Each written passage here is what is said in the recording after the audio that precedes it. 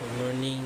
Let me explain to you Archimedes principles and its application in maritime transportation. What is Archimedes principle, sir? An object submerged in a fluid experience an upward buoyant force equal to the weight of the displaced fluid. For example, sir, sa illustration nga gipakita nga when a 2 kg object is lowered into water, it pushes aside or displaces water that also weighs kg. In return, the water exerts an upward force of 2 kg on the object, which is why objects feel lighter when submerged. Mabito na murag ini naibugat, sir, mugmukan sa tubig, murag mugan gaan siya, sir. Mo nang ang mga ships mo na mo float even though nga large sila, nga bugat sila, they displace an amount of water that weighs exactly the same as the ship itself. So the upward push of the water keeps them afloat. Na magpaluton na, sir, ba? So magkuhan sa key concept, sir. Buoyancy, sir.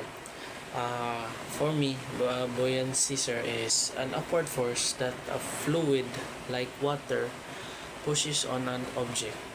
It works against the object's weight, trying to keep it from sinking. Kanang man, sir, ang buoyancy, sir, mo na siya ang kanang magpakuan ko, sir, magpa-keep afloat sa kwan, sir, sa boat, sir.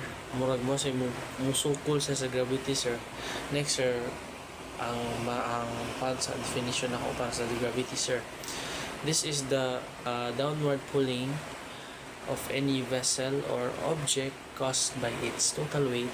For ships, this includes weight of the hull, cargo, fuel, and everything on board.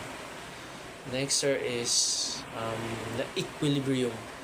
When the upward buoyant force is exactly equal to the downward of the gravitational force, the two forces balance out. At this point, the ship stays steady and floats properly. It doesn't sink, rise further than the water. But sa mukhaan, sir, this is a lupa po tayo, di po sa mubos tayo, sir.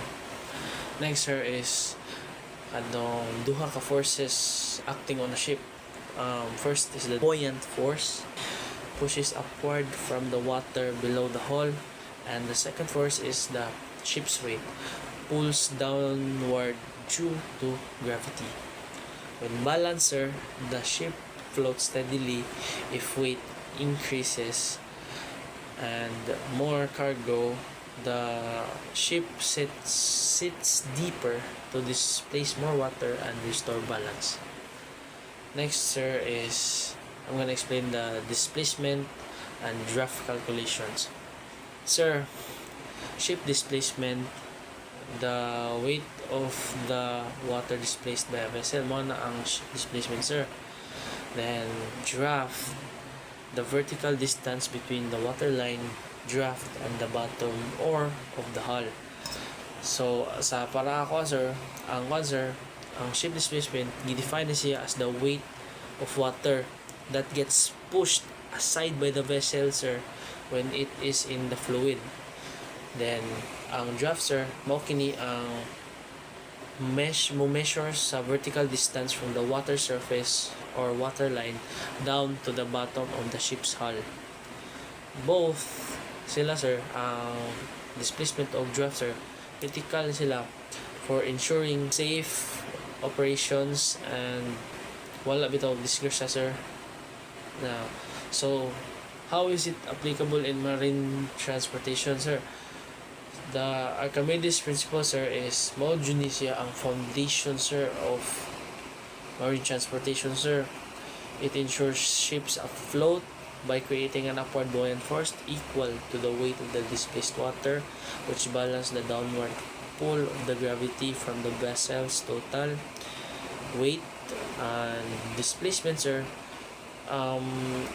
It dictates safe cargo capacity, sir, and mo help siya sa classification sa ship for regulations, while draft, sir, mo kini amo determine sa accessible routes, prevents mo grounding, sir, guides tide dependent scheduling. Together sila, sir, kadong atong gi-discuss naman, sir, these elements, sir, enable a safe and efficient movement of goods and passengers across the waterways of the whole world, sir. So that concludes my insights about this topic, sir. Thank you for your time and God bless.